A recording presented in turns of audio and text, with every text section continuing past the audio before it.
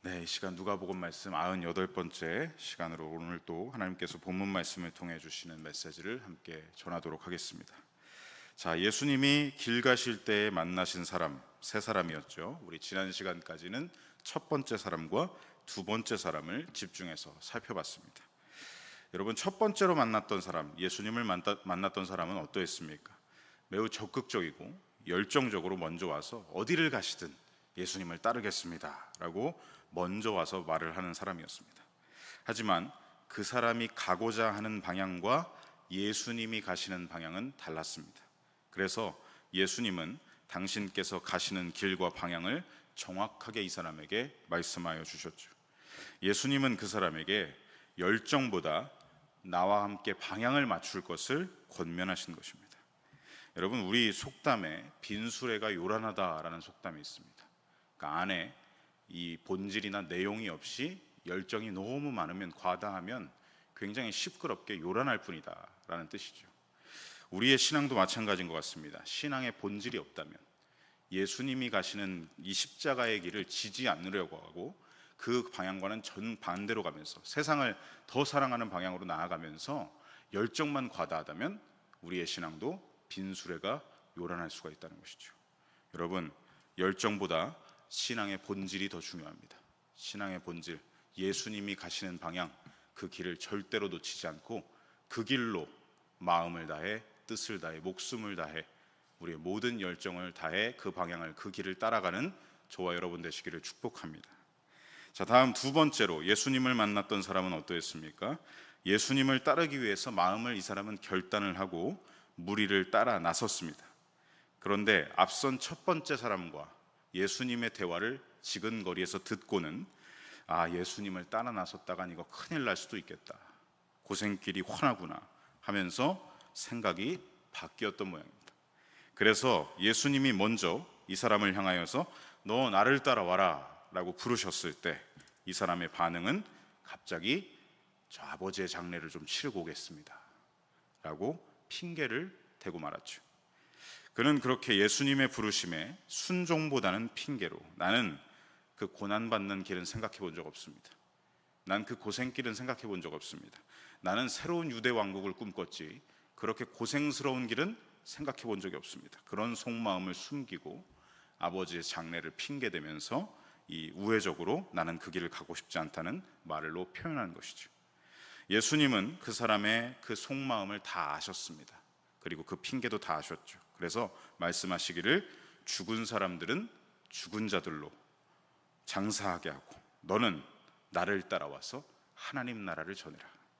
예수님은 그 사람에게 핑계를 대면서 다시 죽은 자들의 길로 되돌아가지 말고 네가 처음 결단했던 그대로 내가 가는 생명의 길을 나와 함께 나서자라고 그를 다시 붙잡으시면서 재차 권면하셨던 것이죠. 저와 여러분도 우리가 신앙의 길을 정했다면, 아버지를 따라가기로, 예수 그리스도를 따라가기로 결정을 했다면 우리가 가는 과정 중에 힘든 일들을 만나고 고생을 할 수도 있고 고난을 만날 수도 있습니다. 그때 우리는 아버지 이건 좀 아닌 것 같습니다 라면서 핑계를 댄다거나 이 부분은 제가 좀 하고 오겠습니다, 합리화를 한다거나, 이게 아니라 다시 세상에서 살았던 그 옛 죽은 자들의 길로 우리가 되돌아가는 습성으로 나가는 게 아니라 예수님이 가시는 그 길, 십자가의 길이 보기에는 힘든 길이고 정말 돌베개 하나 없는 광야 인생 같은 여정이나 내가 이 길이 생명인 줄 알고 계속해서 붙잡고 따라가겠습니다, 우리가 처음 신앙을 결단했던 그대로 나아가는 삶이 되어야 할 줄로 믿습니다. 자, 오늘은 이제 세 번째 사람, 예수님이 만나신 마지막 세 번째 사람을 오늘 본문 61절과 62절을 통해서 함께 만나보겠습니다. 먼저 61절 말씀 우리 화면을 통해서 함께 읽어보겠습니다. 또 다른 사람이 이르되 작별하게 허락하소서. 자, 예수님이 앞에서 만났던 두 사람과 하시는 대화를 이 마지막 세 번째 사람도 잘 듣고 있었던 것 같습니다. 그래서 이 사람도 보면 예수님께 먼저 가서 말씀을 드리고 있죠. 예수님이 먼저 부르신 게 아니라 이 사람 역시도 자발적으로 나아가고 있습니다. 잘 보시면 이 세 번째 사람의 말은 잘 보시면요, 첫 번째 사람과 두 번째 사람의 말을 합쳐놓은 것 같다라는 느낌을 받습니다. 왜냐하면 이 사람은 첫 번째 사람처럼 자발적으로 예수님께 먼저 와서 예수님을 따르겠습니다 라고 결단을 하고 있죠. 그리고 두 번째 사람처럼 어떻습니까? 제가 그런데 주님을 따르기 전에 제 가정사가 좀 있으니 집에 가서 좀 인사를 하고 다시 돌아오겠습니다. 이 두 번째 사람과 굉장히 유사한 말을 하고 있는 것이죠. 그리고 또한 이 사람의 모습은 잘 보시면 구약에서도 이 사람의 이 모습과 유사한 장면이 한 번 있었습니다. 언제였죠? 제자로 부름받은 엘리사가 스승 엘리야에게 했던 말과 상당히 유사하다는 느낌을 받습니다. 여러분, 화면을 통해서 우리 열왕기상 19장 19절로 21절 말씀 우리 같이 천천히 한번 읽어보겠습니다. 엘리야가 거기서 떠나 사밧의 아들 엘리사를 만나니 그가 12겨릿소를 앞세우고 밭을 가는데 자기는 12째 겨릿소와 함께 있더라. 엘리야가 그리로 건너가서 겉옷을 그의 위에 던졌더니 그가 소를 버리고 엘리야에게로 달려가서 이르되 청하건대 나를 내 부모와 입맞추게 하소서. 그리한 후에 내가 당신을 따르리이다. 엘리야가 그에게 이르되 돌아가라. 내가 내게 어떻게 행하였느냐 하니라. 그 다음 말씀 21절 보여주시면요, 엘리사가 그를 떠나 돌아가서 한 겨릿소를 가져다가 잡고 소의 기구를 불살라 그 고기를 삶아 백성에게 주어 먹게 하고 일어나 엘리야를 따르며 수종 들었더라. 자, 19절을 다시 보시면요, 엘리야가 엘리사를 보자마자 마지막 절에 보시면 겉옷을 그의 위에 던졌다. 이게 뭐냐면 내가 너를 택했다. 너는 나를 따라와라. 이 표현을 겉옷을 던지면서 너는 이제 내 뒤를 이어 선지자 후보생으로 나와 함께 가야 한다. 그러면서 이 겉옷을 던졌다는 것이죠. 자, 그러자 엘리사가 하는 말이 20절입니다. 제가 먼저 집에 가겠습니다. 그래서 가서 부모님과 입맞춤의 인사를 할 수 있도록 해주십시오. 그리고 그 후에 제가 당신을 따라가겠습니다. 다행히 엘리야는 이 엘리사의 요청을 허락해주고 있습니다. 돌아가라, 갔다 와라 라는 것이죠. 그래서 21절을 보시면 엘리사는 집으로 돌아가서 부모님께 인사를 드리고 그 집의 친지들 또 그 지역의 주민들 백성들에게 잔치를 베푼 후에 약속대로 엘리야를 따라 나섰다는 내용입니다. 바로 이때에 20절에 나오는 엘리사의 요청, 내가 먼저 부모님과 입맞춤의 인사를 하고 나서 당신을 따르겠습니다. 이 요청과도 같은 말을 오늘 본문을 다시 보시면 61절에 이 사람도 그런 인사를 지금 그런 말을 예수님께 하고 있다는 것을 우리가 알 수가 있습니다.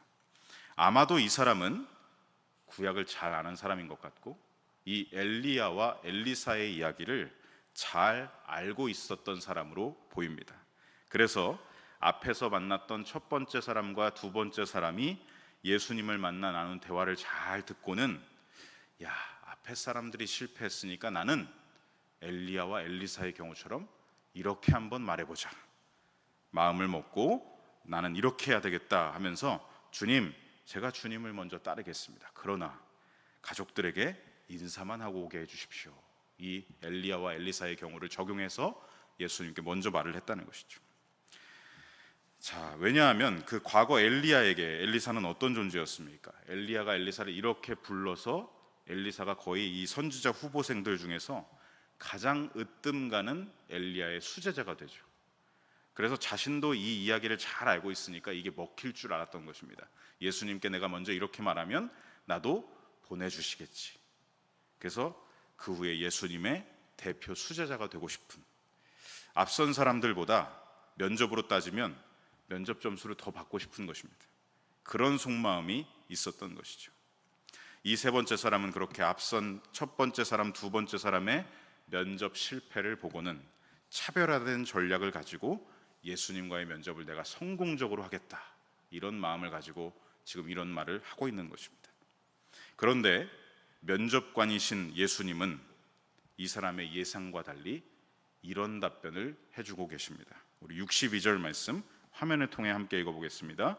예수님께서 이르시되 하나님의 나라에 합당하지 아니하리라 하시니라. 예상 밖의 대답이었죠.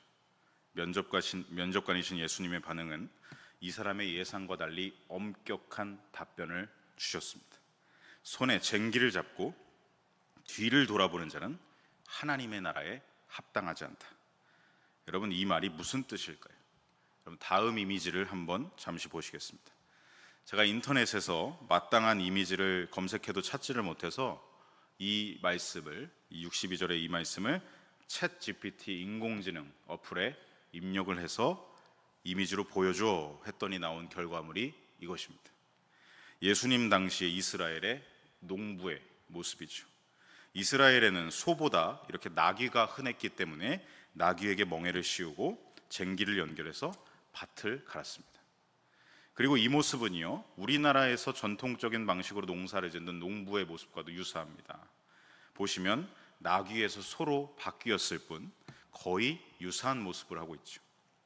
당시 이스라엘이나 우리나라나 동일하게 농부들이 밭을 갈 때에는 이렇게 쟁기를 잡고 앞만 보고 나아가고 있는 것입니다. 여러분, 쟁기를 이렇게 앞만 보면서 이 짐승이 끌고 나가는 대로 가면 이 라인이 그어지죠. 그래서 씨를 뿌리기 위한 흙이 잘 골라지면서 라인이 생성됩니다. 그래서 우리가 밭에 가보면 농작물들이 보면 오와 열이 굉장히 잘 맞죠. 균형적으로 잘 심겨진 모습을 보게 되는 것이 바로 이 이유 때문입니다. 이 사람도 쟁기를 붙잡고 지금 앞만 보면서 가고 있습니다. 그래서 씨를 심을 라인이 분명하게 잘 균형적으로 그어지고 있는 것이죠. 그러므로 여러분, 쟁기를 붙잡은 사람이 만약 한눈을 팔거나 딴 생각을 하거나 뒤를 돌아본다면 이 라인이 흐트러지게 될 것이고 밭은 망가지게 될 것이고 씨를 고루고루 균형적으로 뿌릴 라인이 만들어지지 않게 될 것입니다. 결국 밭은 엉망이 되고 마는 것이죠. 그런 땅에 씨를 뿌린다면 농작물마다 균형이 맞지 않아서 심겨지고 어느 정도는 자라겠지만 그 다음부터는 뿌리가 서로 얽힐 것입니다. 균형적으로 잘 이렇게 심겨지지 않았기 때문에 땅 속에서 뿌리가 서로 엉켜서 결국엔 끝까지 자라나지 못하고 다 죽게 될 것이죠. 제대로 자라지 못하게 되는 것입니다. 그러니 지금 이 밭을 가는 처음 작업, 손에 쟁기를 잡은 자는 반드시 뒤를 본다거나 한눈을 판거나 딴 생각을 해서는 안 되고 앞만 보고 나아가는 것이 맞는 것입니다. 62절에서 예수님은 바로 이것을 비유로 이 사람에게 말씀해 주고 계신 것입니다. 너 하나님 나라를 위해서 일하겠다고 마음을 굳게 먹었고 쟁기를 붙잡지 않았느냐? 쟁기를 놓고 있는 게 아니라 지금 너 쟁기를 붙잡겠다고 마음을 먹었지 않느냐? 그러면 이제 뒤를 보지 말고 앞을 봐라. 왜 하나님 나라에 집중을 하지 못하고 무엇에 마음에 갈등을 하고 있으며 무엇을 도대체 후회하고 있는 것이냐? 처음 결단한 것에 집중하지 못하고 왜 자꾸 좌우로 흔들리고 있는 것이냐? 쟁기를 잡고 뒤를 돌아보는 자는 하나님 나라에 합당하지가 않다. 왜? 그러면 하나님 나라의 밭을 망가뜨릴 수 있기 때문이다. 이러한 답변을 세 번째 사람에게 주심으로 이 사람과의 만남이 마무리되고 있는 것입니다. 이 오늘 본문 말씀을 우리 삶에 함께 적용해 보겠습니다. 예수님은 오늘 본문에 나온 세 번째 사람과의 만남 가운데 말씀하고 계십니다. 손에 쟁기를 잡은 자다. 여러분, 이게 무슨 뜻이겠습니까? 손에 쟁기를 잡은 자라는 말은 너는 이제 하나님 나라를 향한 믿음을 가진 자다. 하나님 나라를 향하여 가기로 믿음을 가졌고 결단한 자다라는 것이죠. 하나님 나라를 향한 믿음을 가진 너는 결코 뒤를 돌아보지 마라 라는 메시지를 주고 계십니다. 이 말씀을 보면서 저는 이 장면을 잠시 떠올리게 됐습니다. 다음 이미지를 보시면 하나님의 뜻과 정반대로 나아갔던 땅이 있습니다. 소돔과 고모라 땅. 온갖 음란함이 관영하게 넘쳐났고 폭력과 사기를 치는 행동과 살인과 온갖 범죄란 범죄는 하나님과 정말 대적하여 나타나는 그 원죄의 속성, 세속적 원죄의 속성이 만연했던 땅, 그 소돔과 고모라 땅이 하나님께서 유황과 불을 소나기처럼 퍼부으셔서 그 땅을 멸하고 계실 때 절대로 뒤를 돌아보지 말고 앞만 보고 뛰어가라 하신 그 천사의 경고를 당부에도 불구하고 이 롯의 아내는 뒤를 돌아봤습니다. 소돔 땅을 뒤돌아봤습니다. 왜 뒤돌아봤겠습니까? 소돔 땅에 두고 온 내 나라가 걱정돼서, 내 욕망의 울타리를 놔두고 온 것이 조금이라도 후회가 되어서, 내가 쌓아온 수많은 세속적인 바벨탑들이 저기에 있으니까, 온갖 세속적 가치관들의 미련이 남아서 결국 롯의 아내는 뒤를 돌아봤던 것입니다. 그렇게 롯의 아내는 생명을 잃어버렸고 소금 기둥이 되어버렸습니다. 예수님 또한 이러한 롯의 아내의 모습을 마지막 때가 되면 될수록, 죄가 관영하게 세상에 넘쳐나는 때가 되면 될수록 너희는 그녀와 같이 되지 말라라는 경고의 말씀을 누가복음 17장 32절에 하고 계십니다. 함께 읽어보겠습니다. 롯의 철을 기억하라. 짧지만 굉장히 영적 임팩트가 있는 교훈의 말씀을 우리에게 주고 계시죠. 너 하나님 나라를 확신하지 않느냐? 너 하나님 나라를 향하여 방향을 정하지 않았느냐? 너 구원을 받고 하나님의 자녀가 되어서 천국 시민권을 가지고 있다면, 하나님 나라를 향하여 가고 있다면 결코 너의 과거, 너의 옛사람, 너의 옛 자아, 그것에 미련을 갖지 말고 뒤를 돌아보지 마라. 이전 것은 지나갔습니다. 죄에 찌들어서 사탄에게 속박당하고 억눌리던 우리의 과거, 우리의 죄의 본성, 네가 쌓아 올렸던 온갖 자아의 바벨탑, 이전에 마음에 품었던 온갖 세속적인 가치관들은 십자가의 믿음으로 함께 이미 못을 박지 않았느냐? 너 그리고 나를 따라오는 거 아니냐? 예수님이 말씀하고 계시죠. 너는 이제 하나님 나라를 향하여 나아가는 새로운 피조물의 삶을 날마다 살아가라. 믿음의 쟁기를 네가 붙잡았다면 이전에 버렸던 그 배설물들을 향하여 다시 손을 뻗지 말고, 미련을 갖지 말고, 너는 이제 오직 하나님 나라를 향해서 앞만 보고 직진하라는 영적 메시지를 저와 여러분에게 주고 계시는 줄로 믿습니다. 사랑하는 성도 여러분, 저와 여러분은 오늘까지 3번의 시간을 통해서 예수님을 따름에 대하여 라는 주제로 예수님을 만났던 이 3사람의 경우를 함께 차근차근 한 사람씩 살펴봤습니다. 이 3사람과 대화를 통해서 예수님은 당시 사도로 훈련 중이던 12제자들, 그들에게 예수님의 십자가의 길과 하나님 나라의 방향을 더욱 정확하고 견고하게 세워서 알려주고 계셨고, 오늘 저와 여러분에게도 말씀하고 계십니다. 너희들 믿음을 가진 자들 아니냐? 너희들 나를 따르고 있는 자들이 아니냐? 너희들 하나님 나라를 향해서 앞만 보고 직진해라. 곁길로 빠지지 말고, 변질되지 말고 왜곡되지 말라라는 말씀을 오늘 교훈을 통해서 이 3사람을 통해 우리에게 정확하게 알려주고 계시죠. 여러분, 예수님이 가시는 길과 방향은 결코 가볍거나 쉽지 않습니다. 그래서 우리가 신앙생활 가운데 사탄이 쳐놓은 곁길로 빠지기도 너무 쉽고, 때로는 뒤를 돌아보면서 후회할 때도 옵니다. 사도 바울이 말했던, 이 사도 바울의 제자였던 한 사람, 세상을 사랑해서 세상으로 돌아간 사도 바울의 서신서에 나타난 한 사람이 있죠. 데마라는 사람. 세상을 사랑해서 세상으로 돌아갔다. 여러분, 예수님의 길을 따라가다가 우리 또한 이전의 삶의 방향으로 되돌아가기 매우 쉽습니다. 그 길은 보통 길이 아니니까요. 계속해서 나를 부인해야 되고 십자가의 길을 계속해서 가야만 하는 고난의 길이기 때문에 언제든 유턴해서 내가 가고 싶은 방향대로 갈 수 있다는 것입니다.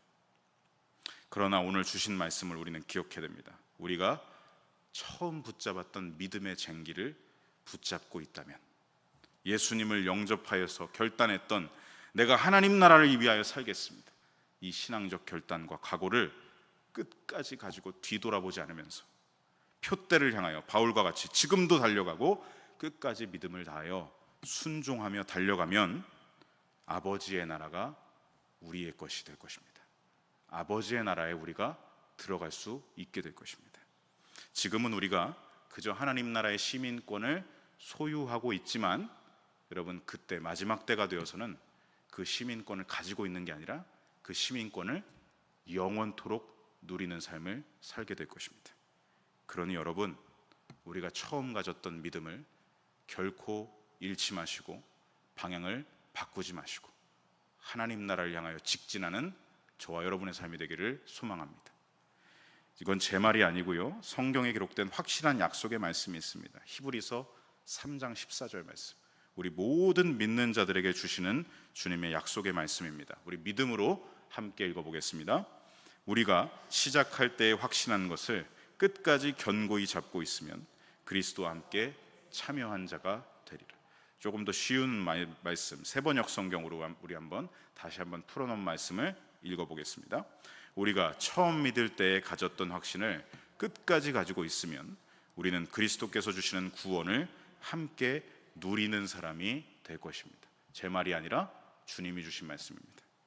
주님이 가신 그 길, 십자가의 길, 정말 죽음의 길이고 고생길인 것 같지만 그 길은 진리와 생명의 길이고, 믿음과 순종을 다해서 우리가 계속해서 하나님 나라를 향하여 한 걸음 두 걸음 계속해서 전진해 나아가면 마침내 그날이 되어서 구원의 하나님 나라를 영원토록 누리는 사람이 될 것이다 라고 말씀해 주고 계신 것이죠.